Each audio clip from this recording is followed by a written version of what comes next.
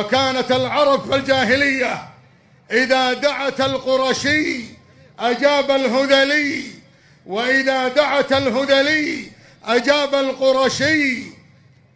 أبناء عمنا قريش صناديد العرب ذعبان الجاهلية.